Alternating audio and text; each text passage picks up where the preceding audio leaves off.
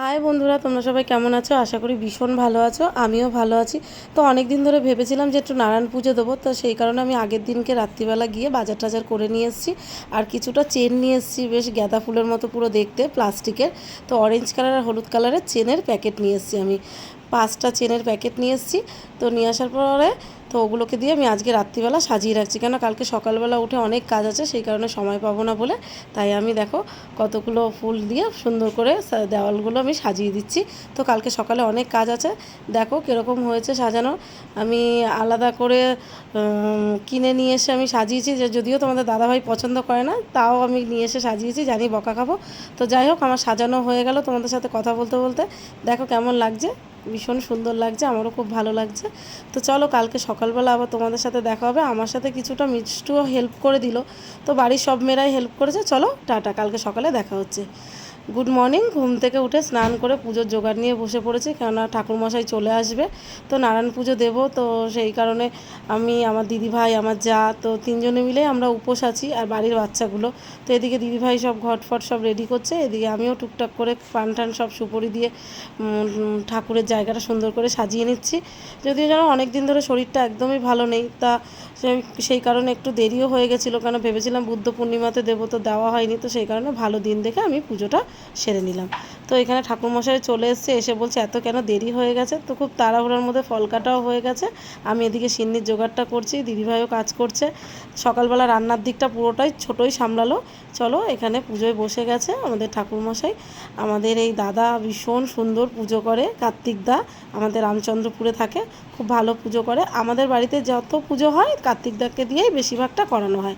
এদিকে আমার মিঠাই সোনা দেখো কাশি আর ঘন্টা নিয়ে বসে পড়েছে। চলো, ওদিকে পুজো শুরু হয়ে গেছে, এক এক করে সব পুজোর যোগান দিয়ে যায়। তো এদিকে পুজো শুরু হয়ে গেছে, আমরাও পুজোর দিকে বসে পড়েছি। আর যজ্ঞ হবে, তো তার আগে পুজোটা সেরে নিই। তো চলো, তোমরা সঙ্গে থাকো, দেখো পুজোটা তোমাদের কেমন লাগে।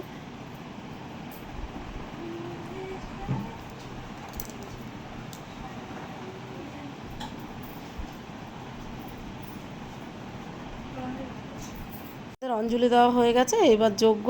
প্রায় 1:30-2 বেজে গেছে আমাদের পুজোর করতে করতে, তো সেই কারণে যজ্ঞটা একটু দেরি হয়ে গেছে।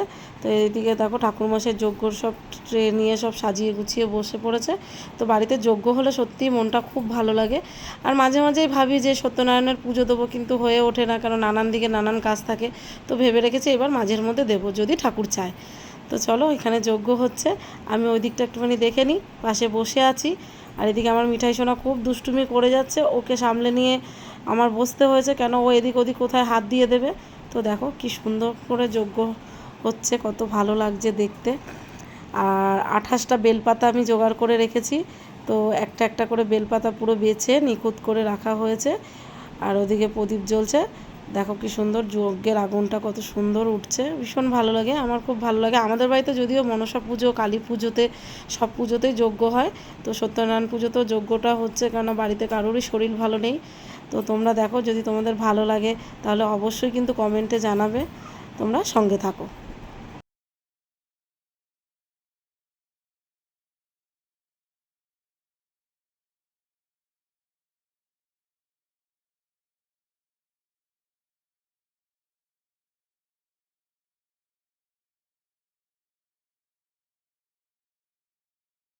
আমাদের প্রায় যজ্ঞ শেষ হয়ে গেল, পুজো শেষ হয়ে গেছে, সন্ধে হয়ে গেছে। তো এবার এক এক করে প্রসাদটা মেখে ফেলবো, কেননা সন্ধে হয়ে গেছে, সবাইকে প্রসাদ দিয়ে দিতে হবে।